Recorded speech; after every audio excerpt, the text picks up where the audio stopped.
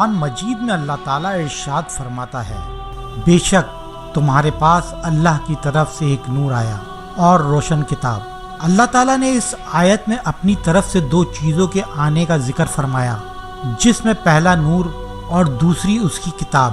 کتاب سے مراد قرآن کریم ہے اور نور سے مراد حضرت محمد مصطفیٰ صلی اللہ علیہ وسلم ہے۔ جناب حضرت امیر المومنین حضرت علی علیہ السلام نے فرمایا کہ ایک روز جناب رسول خدا کے پاس بیٹھا ہوا تھا کہ جابر ابن عبداللہ انصاری رضی اللہ تعالیٰ عنہ نے آ کر رسول کریم صلی اللہ علیہ وسلم سے عرض کیا کہ یا رسول اللہ، مجھے خبر دیں کہ اول اللہ تعالیٰ نے کس چیز کو پیدا کیا؟ جناب رسالت مآب صلی اللہ علیہ وسلم نے فرمایا کہ سب سے پہلے اللہ تعالیٰ نے میرا نور پیدا کیا، 1000 برس پہلے کہ ایک روز اس جہاں کا 1000 برس کے برابر ہے، ایک دن تمہارے رب کے نزدیک 1000 برس کے برابر ہے اس دنیا کے برسوں سے جو تم گنتے ہو۔ وہ نور میرا قدرت الہی سے عظمت اور بزرگی الہی کا مشاہدہ کرتا اور تسبیح و طواف اور سجدہ الہی میں مصروف رہتا۔ حضرت عباس رضی اللہ تعالیٰ عنہ سے روایت ہے کہ حضرت محمد مصطفیٰ صلی اللہ علیہ وسلم نے 2000 برس تک عالم تجریدی میں خدا کی عبادت کی۔ پھر حق تعالیٰ نے اس نور کو 4 قسم کر کے ایک قسم سے عرش کو پیدا کیا، دوسری قسم سے قلم کو، تیسری سے بہشت کو، چوتھی قسم سے عالم ارواح اور ساری مخلوقات کو تخلیق کیا، اور ان 4 قسم سے نکال کر 3 قسموں سے عقل اور شرم اور عشق پیدا کیا، اور قسم اول سے عزیز و مکرم تر میرے 30 پیدا کیا کہ میں رسول اس کا ہوں۔ لو لکا لما خلقتو الافلکا، کہ تجھ کو اے محمد سالم اگر میں پیدا نہ کرتا تو ہرگز پیدا نہ کرتا آسمان و زمین اور ساری مخلوق کو۔ اور موافق اس حدیث کے انا من نور اللہ والخلق کلہم من نوری، جس کا ترجمہ ہے کہ حضرت نے فرمایا کہ میں پیدا ہوا ہوں اللہ کے نور سے اور ساری مخلوق کو میرے نور سے پیدا کیا۔ اس کے بعد رب العالمین کا حکم ہوا، قلم کو ساق عرش پر اول اس کلمے کو لا الہ الا اللہ محمد الرسول اللہ، کہ نہیں ہے کوئی معبود سوائے اللہ کے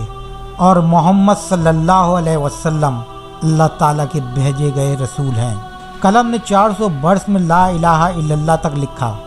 اور ایک اور روایت میں یوں ہے کہ قلم نے جو لا الہ الا اللہ تک لکھا تو عرض کیا کہ یا رب العالمین، تو ماخذ ہے تیرے نام کے ساتھ، یہ نام میں بزرگ کس کا ہے؟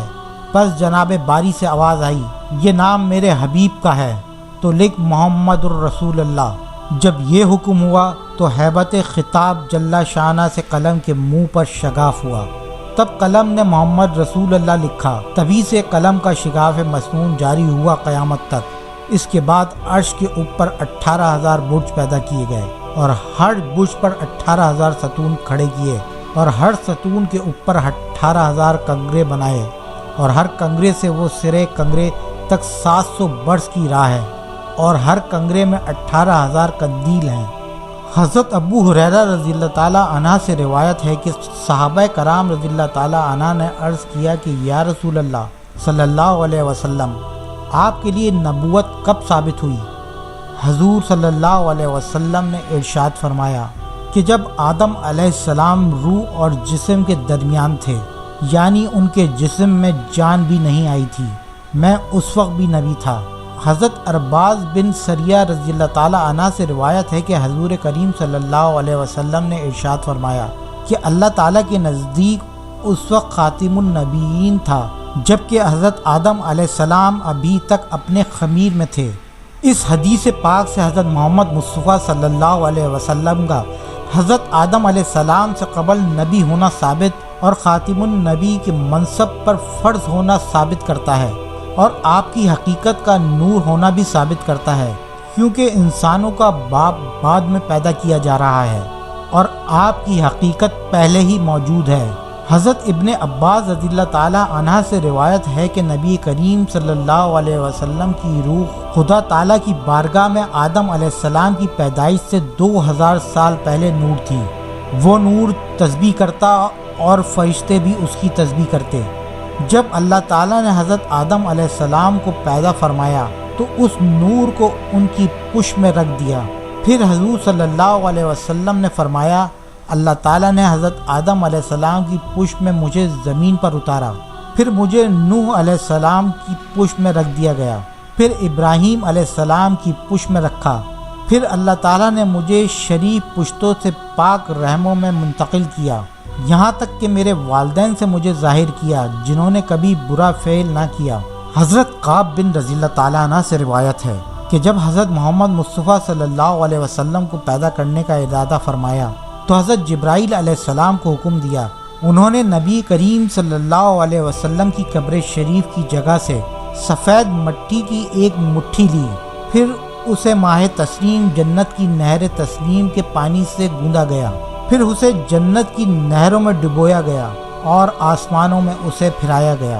فرشتوں نے حضرت آدم علیہ السلام کو پہچاننے سے پہلے حضرت محمد مصطفیٰ صلی اللہ علیہ وسلم کو پہچان لیا، پھر حضرت محمد مصطفیٰ صلی اللہ علیہ وسلم کو حضرت آدم علیہ السلام کی پیشانی میں رکھا گیا، جس کی وجہ سے آپ کی پیشانی جگمگاتی، اور آپ کو بتایا گیا کہ اے آدم، یہ تمہاری اولاد سے ہوں گے اور تمام رسولوں کے سردار ہوں گے۔ پس جب حضرت حوا رضی اللہ تعالیٰ عنہا کے پیٹ سے حضرت شیز علیہ السلام آئے تو وہ نور حضرت آدم علیہ السلام کی پیشانی سے منتقل ہو کر حضرت حوا کے پاس آ گیا۔ حالانکہ حضرت حوا علیہ السلام کے بطن مبارک سے 2 بچے ہر حمل میں پیدا ہوتے، لیکن حضرت محمد مصطفیٰ صلی اللہ علیہ وسلم کے نور کو تقسیم ہونے سے بچانے کے لیے صرف حضرت شیز علیہ السلام کو اکیلے پیدا کیا۔ اس میں حضرت محمد مصطفیٰ صلی اللہ علیہ وسلم کی امت کو مد نظر رکھا گیا، پھر آپ کا نور ہمیشہ سے پاک نسلوں کی طرف منتقل ہوتا رہا، یہاں تک کہ آپ کی والدہ حضرت آمنہ رضی اللہ تعالیٰ عنہ نے آپ کو حضرت عبداللہ بن عبد المطلب سے جنا۔ نور محمدی کے ذریعے سے حضرت محمد مصطفیٰ صلی اللہ علیہ وسلم کے تمام آباء و اجداد نہایت ہی حسین و معراج خلق تھے۔ اس نور کی برکت سے حضرت آدم علیہ السلام مالک ملجود بنے اور اسی نور کے وسیلے سے ان کی توبہ قبول ہوئی۔ اسی نور کی برکت سے حضرت نوح علیہ السلام کی کشتی طوفان میں غرق ہونے سے بچی۔ اسی نور کی برکت سے حضرت ابراہیم علیہ السلام پر آتش نمرود گلزار بن گیا، اور اسی نور کے طفیل انبیاء علیہ السلام پر اللہ تعالیٰ کی عنایت بھی انتہا ہوئی۔ حضرت عمر رضی اللہ تعالیٰ عنہ سے روایت ہے کہ ہم نے حضرت قعب رضی اللہ تعالیٰ عنہ سے فرمایا کہ ہمیں رسول کریم صلی اللہ علیہ وسلم کے وہ فضائل جو آپ کی ولادت سے پہلے ظاہر ہوئے بتائیے۔ حضرت قعب رضی اللہ تعالیٰ عنہ نے کہا کہ ہاں امیر المومنین، میں نے ایک کتاب میں پڑھا ہے کہ حضرت ابراہیم علیہ السلام نے ایک ایسا پتھر دیکھا جس پر 4 سطریں تحریر تھیں۔ پہلی سطر میں تھا، میں ہی اللہ ہوں، میرے سوا کوئی معبود نہیں، بس میری ہی عبادت کرو۔ دوسری سطر میں تھا کہ بے شک میں ہی اللہ ہوں، میرے سوا کوئی معبود نہیں، محمد صلی اللہ علیہ وسلم میرے رسول ہیں۔ مزدہ ہوا سے جو ایمان لائے اور آپ صلی اللہ علیہ وسلم کی پیروی کی۔ تیسری سطر میں یہ تھا کہ میں ہی اللہ ہوں، میرے سوا کوئی معبود نہیں، جس نے مجھے مضبوط تھاما وہ نجات پا گیا۔ چوتھی سطر میں لکھا تھا کہ میں ہی اللہ ہوں، میرے سوا کوئی معبود نہیں، حرم میرا ہے اور کعبہ میرا گھر ہے، تو جو میرے گھر میں داخل ہوا وہ میرے عذاب سے محفوظ رہا۔ ان حدیثوں سے یہ بات صاف ظاہر ہوتی ہے کہ ہمارے آقا و دو جہاں حضرت محمد مصطفیٰ صلی اللہ علیہ وسلم اس وقت بھی نبی تھے جب دنیا کا وجود ہی نہیں تھا، اور اس وقت بھی ان کا نور اللہ کی تسبیح میں مشغول رہا